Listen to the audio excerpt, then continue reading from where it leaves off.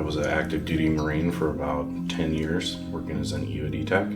Explosive ordnance disposal does just that, dispose and render safe explosive hazards, primarily in that environment, being deployed in either Iraq or Afghanistan. Our primary concern are IEDs, and secondary to that would be UXO and other explosive hazards. 2006, 2007 was when I was deployed in AO Raleigh, which was in the Fallujah area.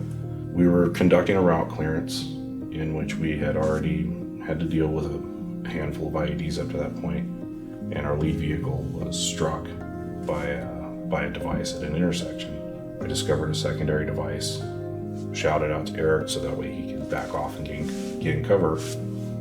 And when I took a knee to disassemble a device, they set it off on me. It was remotely initiated. It threw me a number of feet, anywhere between 4 and 10, right? Depends on the account, and knocked me unconscious for a little bit. Later on, as that day progressed, my vision started to degrade, and cognitively, I was way out of it, right? After a very significant concussion like that. We got back, and then I realized that my vision had gone down to a tunnel. Went to medical, and they determined that I needed to get medevac to have my eyes checked out. Went to Balad, and they determined that my retinas had partially detached. There was also some damage to the cornea and whatnot. After a period of I think it was about 2 weeks of light duty, so I was given UXO classes, or not UXO, IED classes, and running Marines through training lanes as they were coming into the AO. But then after that, I went back to full duty and working with Eric. And when I got home, I started realizing that there were issues, right? I was starting to have cognitive issues, as well as even during the deployment, I started experiencing pretty severe back pain.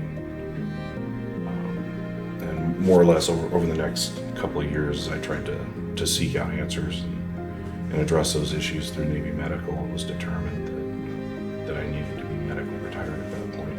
I wanted to pursue school, and I kind of had an abstract idea what I wanted to do. Working as a fish and game warden would have been awesome, or just even in biology, but that was a point where I was introduced to Mike Conklin, and then once I was introduced to him, we sat down and discussed what potential opportunities that Sentinels of Freedom could actually offer me. At that time, I told Mike what my concerns were. The GI Bill is going to pay X. This is what my house costs to run. This is what it costs for my wife and I to fuel our vehicles to go and do the things we need to do, everything associated with my life.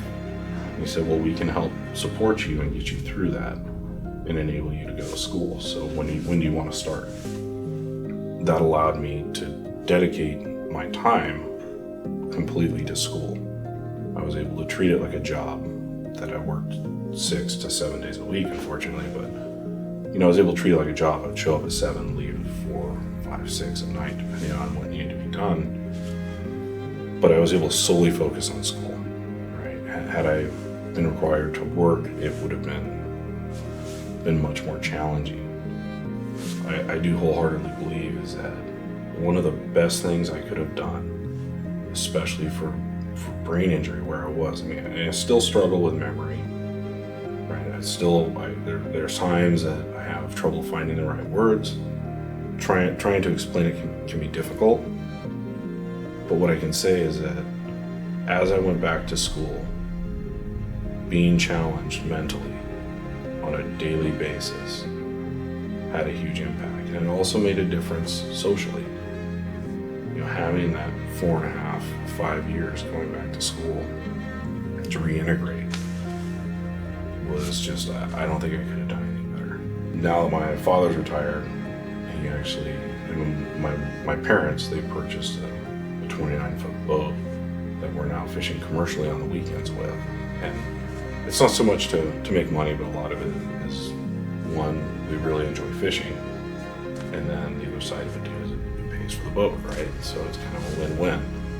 So generally, if I'm working the schedule I'm working now, I get every other Friday off, and I'll try to fish those Fridays. And then my dad and my uncle, they're generally fishing throughout the rest of the week. And then every Saturday morning we go down and sell at the local fish market. It's called the Tuna Harbor Dockside Market here in San Diego.